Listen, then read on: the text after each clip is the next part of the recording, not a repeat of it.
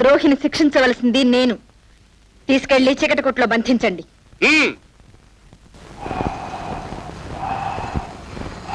మీరంతా ఇక్కడే ఉండండి.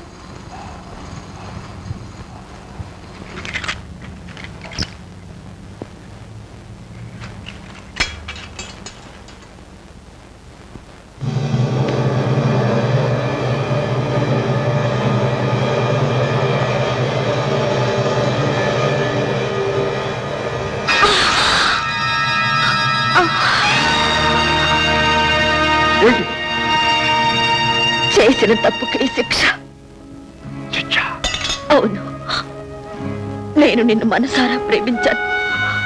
ప్రభువుల పరిపాలనపై నీకున్న ఆగ్రహాన్ని, పేద ప్రజలపై నీకున్న మమకారాన్ని అర్థం చేసుకున్నాను. నేను రాజకుమార్తెనని తెలిస్తే నువ్వు నాకెక్కడ దూరం అవుతావనని ఆ నాటకం ఆడాను. అంతేకాని నాకే ద్రోహ చిత్రం లేదు. నన్ను నమ్ము రాజు. రాజు, నన్ను ఇంకా నమ్మలేవా? నేను ఇక్కడికి వచ్చింది మిమ్మల్ని బానిసత్వం నుంచి విముక్తి చేయడానికి. అదెలా సాధ్యమవుతుంది? గుర్తుందిగా, రేపు మీకు జొన్న సంగటి పెట్టే సమయానికి మనం అనుకున్నట్టు జరగాలి.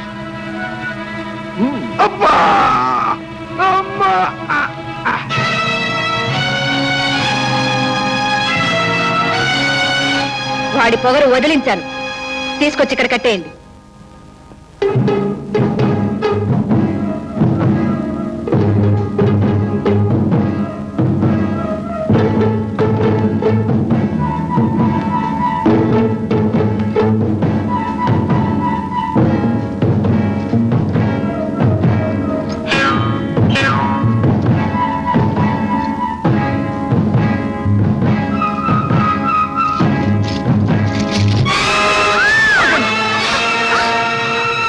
కదిపారా? మీ రాకుమారి తస్తుంది.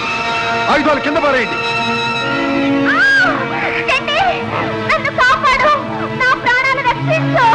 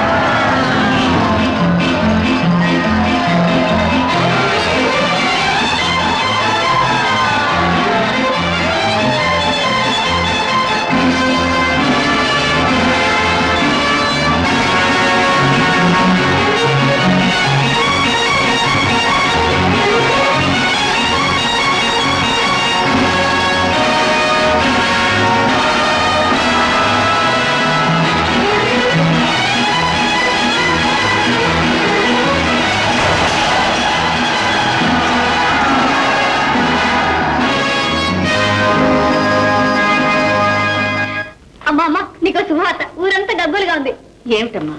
లంకలో బానిసలంతా తిరుగుబాటు చేసి తప్పిస్తూ పారిపోయాట. వాళ్ళందరికీ అన్నయ్య నాయకుడట. ఏమండి విన్నారా? అయితే మన రాజేంద్రుడు రాజ్యానికి తిరిగి వస్తాడంటారా? వస్తాడు. వచ్చి ఏదో ఒక విప్లవం లేవదీస్తాడు. మళ్ళీ ప్రాణాల మీదకి తెచ్చుకుంటాడు.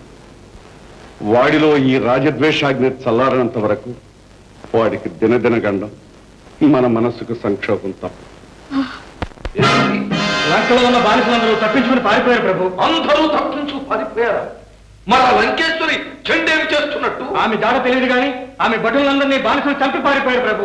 వాళ్ళెక్కడికి పారిపోతారు ప్రభు? ఇటు చూడండి, వాళ్ళు ఎంత తప్పించుకున్నా ఆ దుర్గాన్ని దాటి రాలేరు ప్రభు. మన దుర్గాధిపతి భానోజీ అక్కడ సైన్యంతో కాపివేసి ఉన్నాడు. వాణ్ణి తప్పించుకుని రావడం అసంభవం, అసాధ్యం.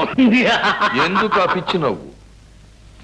అన్నట్టు లంకకు వినోదయాత్రకని వెళ్ళిన నా ముద్దుల రాకుమారి ఏమైనట్టు? ఆమె జాడ తెలియలేదు ప్రభు.